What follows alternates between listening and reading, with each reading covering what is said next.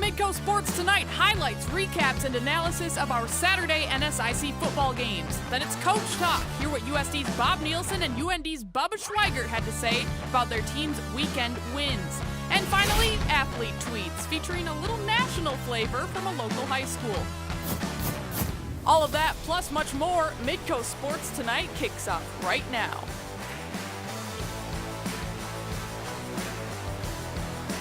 Hello and welcome to the show. I'm your host, Kelly Stewart. Well, yesterday we recapped all of the FCS action from the weekend. Now today, we're going to take a closer look at the NSIC, starting with our live game on Saturday, Northern State at USF. The Cougars were coming off that impressive win at Duluth, and their performance against the Wolves was a carbon copy. John Anderson's team got another big night from running back Max Mickey, who rushed for a career-best 217 yards and 2 touchdowns, while the defense proved to be awfully stingy. USF recorded 8 sacks for the second straight week and surrendered just 191 total yards. Sioux Falls beat Northern State 37-7 to improve to 2-0 on the season.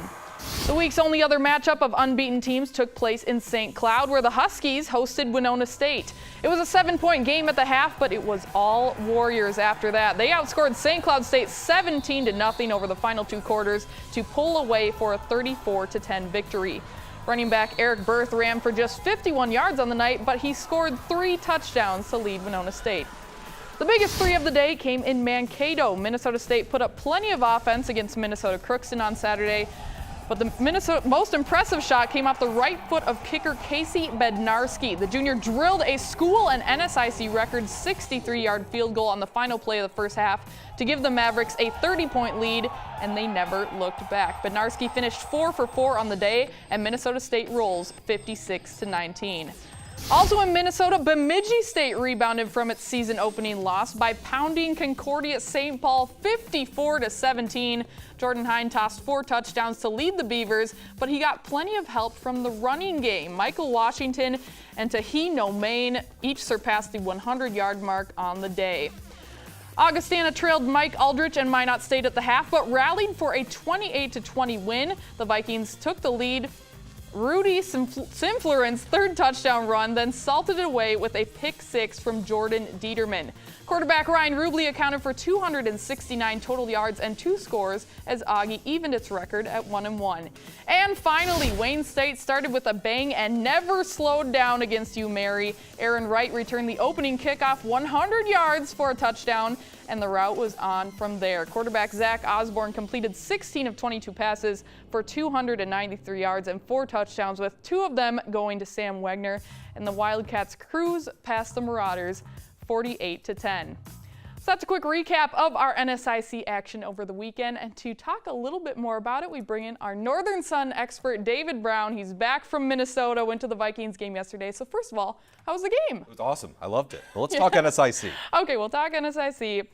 First of all, the most impressive win from week 2 of all these. I think the most impressive win was Winona State over St. Cloud State for a couple of reasons. The first one, and most important to me, is that the Warriors didn't get too high off of their week 1 win over Bemidji State when they held Bemidji State, the NSIC's top offense from last season, to only 20 points. Now, St. Cloud State surprised some people with their week 1 win against SMSU, so the Huskies were certainly riding high heading into their home opener, but the Warriors did what they do best. They shut them down, clamped down on defense. They forced 3 turnovers in the second quarter alone, didn't allow a point in the second half. Winona State moves to 2-0 with a big victory on the road, and I think the reason that it's a big victory on the road is because, again, they didn't let that week 1 victory over the best offense get to their heads. Now, although the Winona State defense is very impressive, let's talk a little offense. Who do you think was the offensive MVP for the week? For me, it was Max Mickey, the Sioux Falls running back. I know a lot of people might say it was Blake Gimbel from Southwest Minnesota State, but he has all sorts of weapons around him, and for right now, Mickey is really the only true offensive threat for Sioux Falls. Everyone's gearing up to stop him, and he still kills you on the ground. 217 yards, a career high. You saw his 87-yard touchdown run there against Northern State. If he continues to get chunks of yardage, Sioux Falls is going to be very hard to stop. Now, they're going to need the passing game to come around a little bit more, but for the time being, Max Mickey has proven to be pretty much unstoppable against any kind of NSIC defense. He's been impressive, but let's switch gears to the defense. Defensive MVP, who do you got? Easy answer, J.D. Jackson Hanchett, the corner for Southwest Minnesota State. 4 interceptions is impressive enough, but when you do it against arguably the top receiver in the NSIC in Damon Gibson,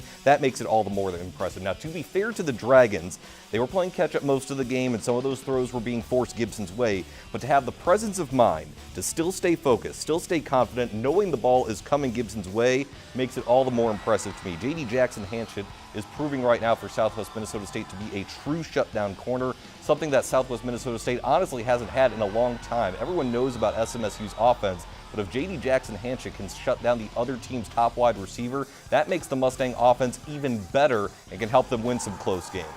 Well, he definitely had his work cut out for him. Oh, absolutely. Going against Damon Gibson, but still 4 interceptions. I mean, that's very impressive. But next question. After 2 weeks, only 3 of 16 NSIC teams are 2-0. Minnesota State, Winona State, and Sioux Falls. Of those 3, David, who do you think's playing the best right now? Well, I'm going to throw out Minnesota State right away just because their 2 wins came against UMary and Minnesota Crookston. No offense to those teams, but they're 2 of the 3 0-2 teams. So it's between Sioux Falls and Winona State, and I'm going to give the slight edge to Sioux Falls just because of its defense. Now, Winona State obviously shut down Bemidji State week 1, but Sioux Falls held Minnesota Duluth to just 7 points week 1 and held Northern State this past weekend to just 7 as well. 14 points total allowed in 2 weeks. That's just remarkable, and USF has room to grow too. I think they're going to get a lot better on defense as the season wears on, and the biggest stat to me through 2 weeks, 16 sacks. They had 8 sacks in each of the first 2 games. The pass rush was honestly considered to be one of the weaker points of the USF defense coming in, simply because they had a lot of key players graduate on that defensive line. So to see them getting 16 sacks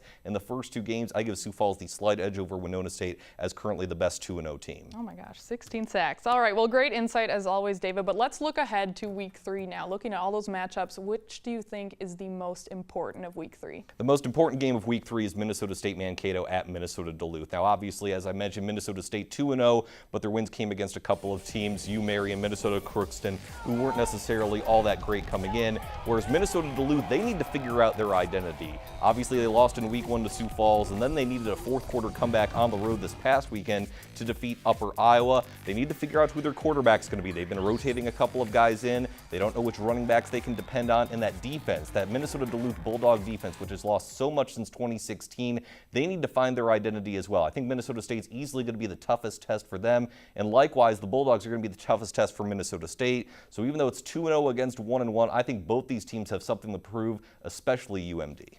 All right, we'll see what the Dogs and Mavericks can do, but great insight as always, David, so thank you for joining us. No, thank you.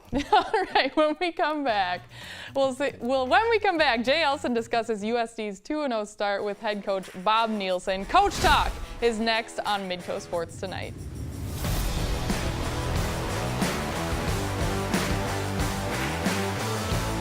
Midco Sports Tonight, presented by Avera.